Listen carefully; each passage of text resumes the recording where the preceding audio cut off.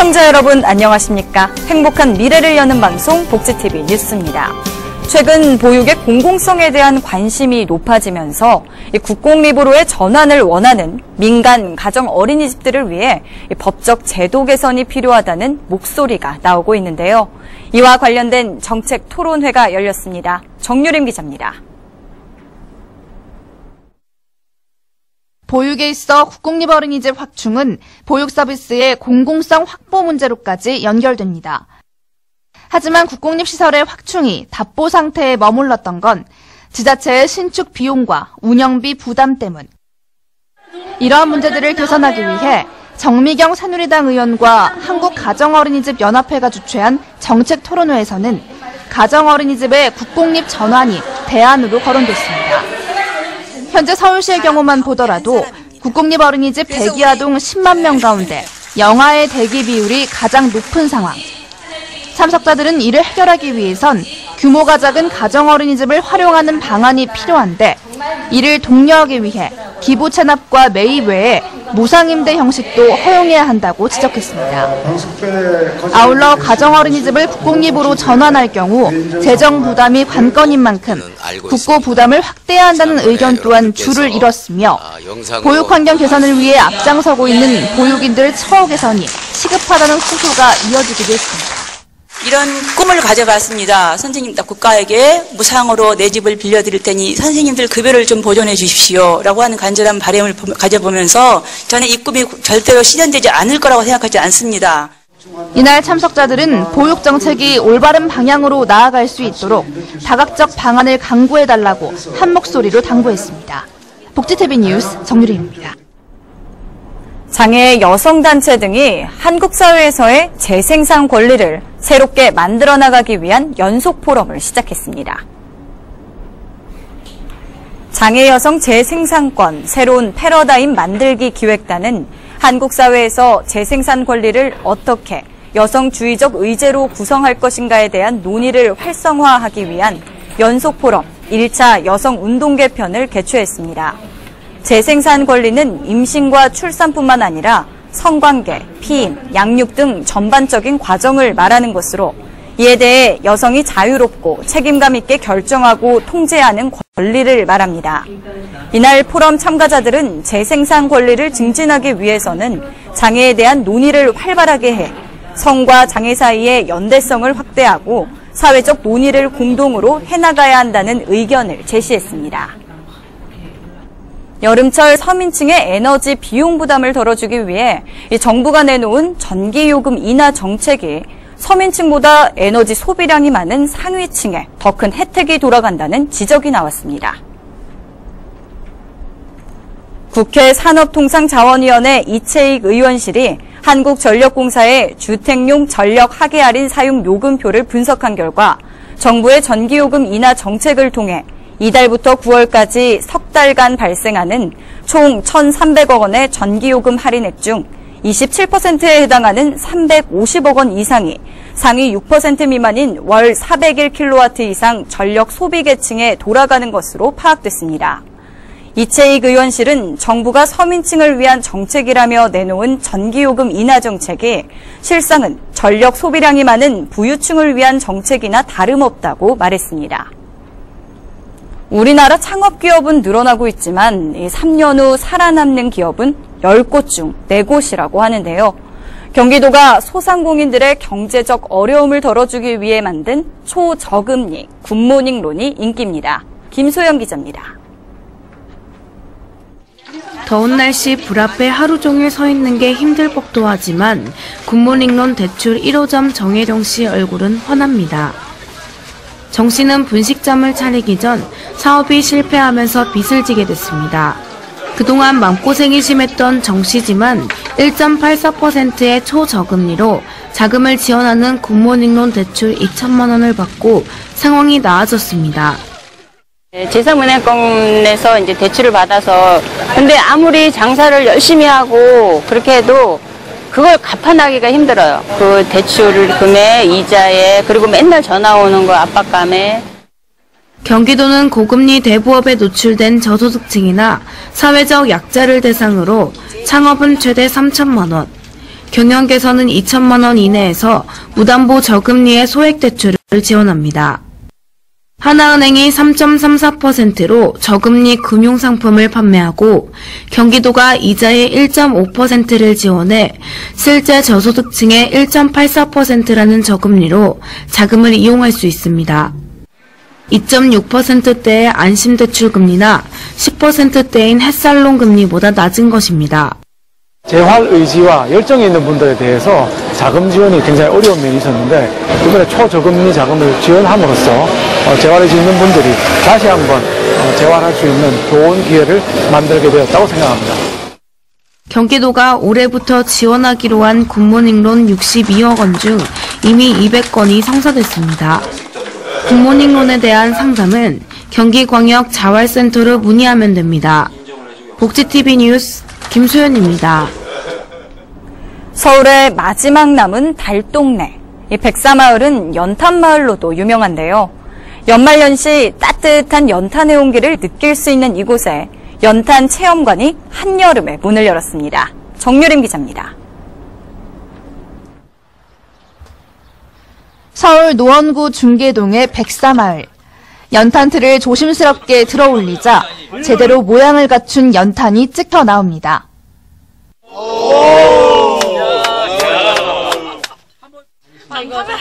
연탄불 위에서 은은하게 익은 가래떡과 달고나로 사람들의 손길이 모여듭니다.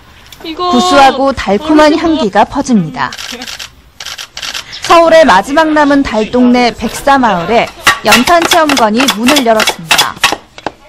연말연시 연탄 배달로 사랑의 온정을 전하는 이곳에 1년 내내 따뜻한 온기를 잊지 않기 위한 공간이 생긴 겁니다.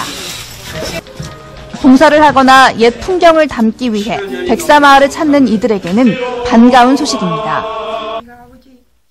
백사마을의 그런 옛 모습들을 좀 담아내고 이런 거를 통해서 좀 그 옛 것에 대한 중요성을 생각하는 교육의 의미도 있다고 봅니다.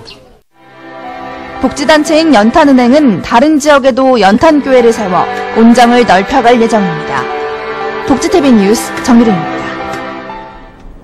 배움에 열정만 있다면 누구에게나 교육을 제공하는 경기도 평생학습 사이트 홈런이 7월 인문학 강좌를 개설했습니다. 김소영 기자입니다. 직장 생활을 하며 점심시간을 쪼개 온라인 영어 회화를 공부하던 황재영 씨. 최근에는 미술 강좌도 듣고 있습니다. 바쁘기도 하지만 회사나 집에서 간편하게 들을 수 있다고 말합니다. 평상시에 미술에 관심이 많았는데 미술 강좌 새로 개설이 돼서 시간이 없어서 가지 못했던 미술관을 이제 강좌를 통해서 들으면서 이제 재미있게 볼 수 있어서. 재영 씨가 듣고 있는 강좌는 경기도 평생학습 사이트 홈런에서 최근 개설한 인문학 강좌입니다. 7월 개설한 동양화, 근현대 미술 등 평소 접하기 힘든 미술에 대한 인문학 교양을 전문적인 강사에게 무료로 배울 수 있습니다. 근현대 미술은 정말로 일제강점기부터 시작해서 저희 90년대까지의 우리나라의 정말 유명하신 박수근 화가를 비롯해서 정말 이런 화가는 처음 본다라고 하시는 분들의 그림까지. 홈페이지에서 회원가입만 하면 누구나 들을 수 있습니다. 이 밖에도 공인중개사, 사회복지사 같은 자격증을 비롯해 요리, 건강관리까지 생애 주기별 다양한 교육과정을 제공합니다. 또 수강생들이 한 과목을 수료할 때마다 기부금이 적립돼 저소득층 학습보조비로 지원하고 있습니다. 인문학 강좌에 이어 올해 캔들 공예나 캘리그래피 등 생활취미 분야까지 교육 분야를 넓힐 예정입니다. 도민 누구에게나 배움의 기회를 제공하는 홈런. 온라인과 휴대폰의 편리한 접근과 수준 있는 강좌로 도민들의 배움의 열정을 채워주고 있습니다. 복지TV 뉴스 김소연입니다. 춘천 중도에는 레고랜드 코리아 조성 사업이 추진 중인데요. 이곳에 첫 관문이 될 레고랜드의 진입 교량 기공식이 열렸습니다.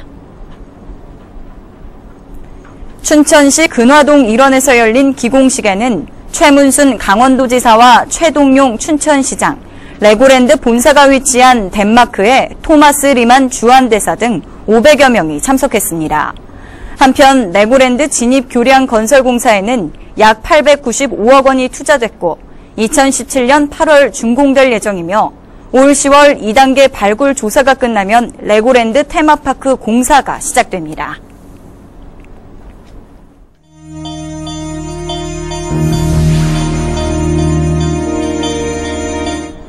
이어서 간추린 뉴스를 전해드립니다.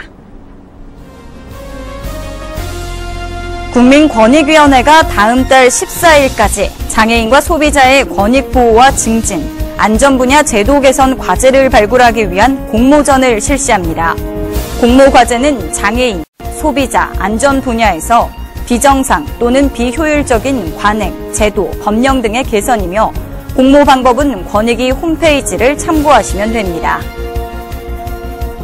미랄복지재단은 성주재단과 함께 여성 안면장애인 수술 지원 사업인 스마일드림 대상자를 모집합니다. 스마일드림은 20세 이상 저소득 여성 안면장애인을 대상으로 하며 화상 흉터 제거와 백반증, 비후 또는 함몰로 인한 보톡스 시술 등 안면장애와 관련한 수술입니다. 신청은 오는 10월까지 상시 접수받습니다. 한국장애인재단에서 주최하는 2015 장애인단체 활동과 연수 교류 사업의 참가자들이 6일 오전 영국으로 출국했습니다. 참가자들은 오는 12일까지 영국 버밍엄주에서 영국의 장애인 복지 정책 중 하나인 서비스 현금 지급과 개인 예산 제도 연수를 받을 예정이고 오는 13일 한국에 도착할 예정입니다.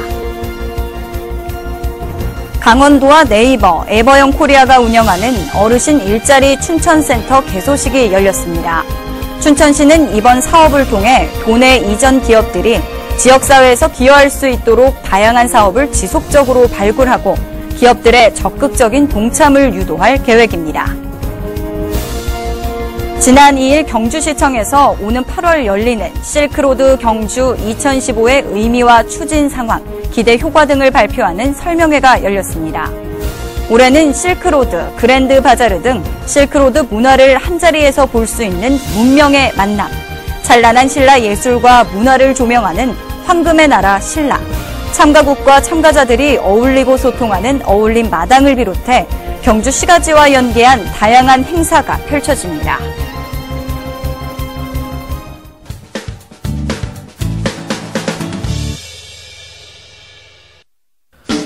한 주간의 사회복지 행사를 한눈에 알려드리는 시간 복지 게시판입니다.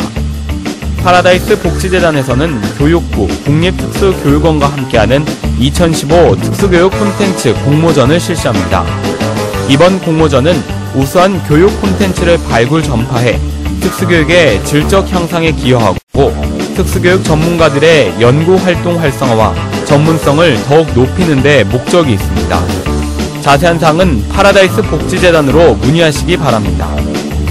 현대차 정몽구재단에서는 성장과 나눔이 있는 온드림 독서클럽 제2기 활동 회원을 모집합니다.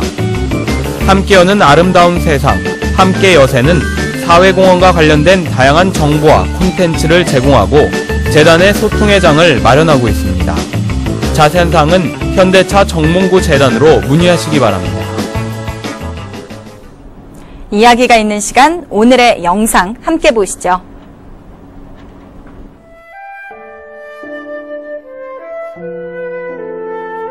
한번 눈 깜빡이면 지나가는 1초. 처음 뵙겠습니다 라는 짧은 말에서 일생의 순간을 느낄 수 있고,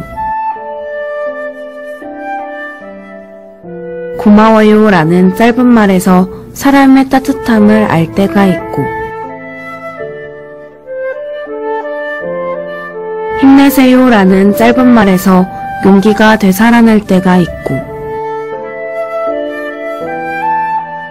사랑해요 라는 짧은 말에서 행복이 넘치는 때가 있습니다.